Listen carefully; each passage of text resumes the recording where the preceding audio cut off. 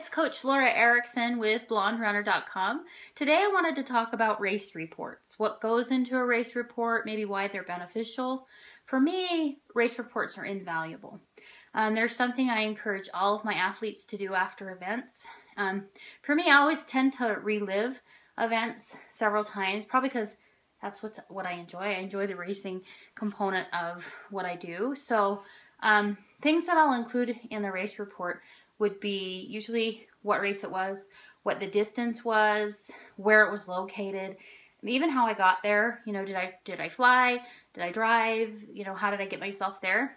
Other things that I include in a race report would be the temperature, like what time did I get up? Being a runner, the first thing I usually do in the morning is check the temperature. I want to see what it's going to do that day and when I want to get my workout in. So I do check that temperature right when I get up, and before a race I always do that as well.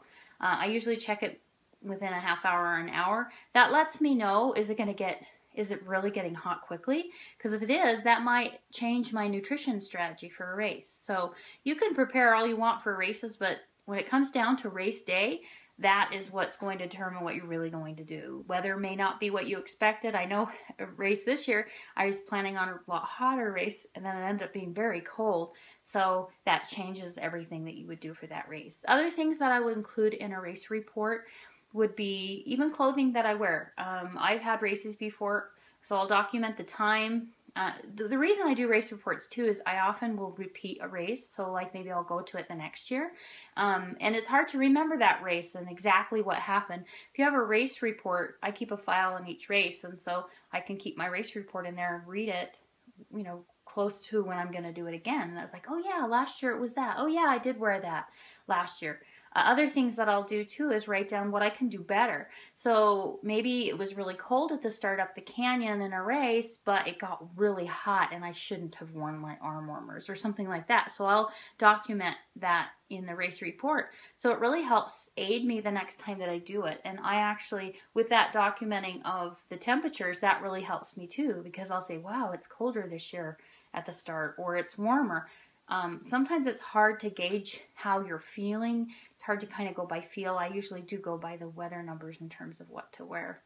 Other things that I'll include in there is how, like subjective information, like how I was feeling. What was I saying to myself? I know in previous video I talked about mantras and things that you can do to help yourself mentally through races. A lot of times I will document, you know, what happened, how did I feel. Oftentimes I'll also document the terrain. If altitude was a big factor in a race, I'll document that.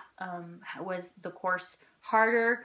If I've done that race before, I'll often say, well, this race, it changed this year. It's a little different.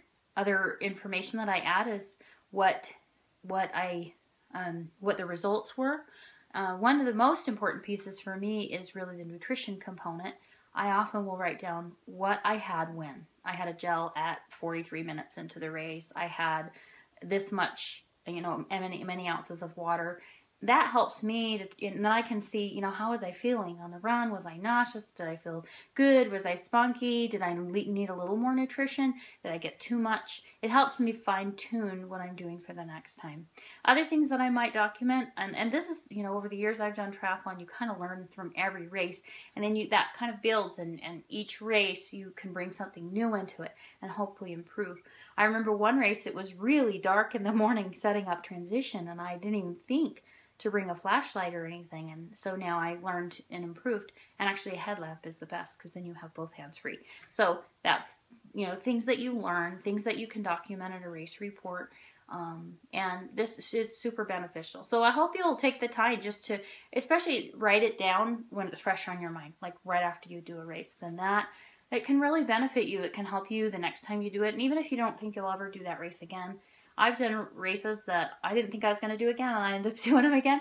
And I looked back on that race report. It benefited me when I experienced that race again. Because sometimes you forget, oh, that's right, I did go down a big hill and then had to be in the right gear to go up, you know, uphill right away. So things to remind yourself on course or anything like that really helps. So hopefully you'll take the time to write race reports and find some benefit in them. I hope this was helpful for you, and I hope you'll visit the Blonde Runner channel on YouTube again so I can give you more information and more tips.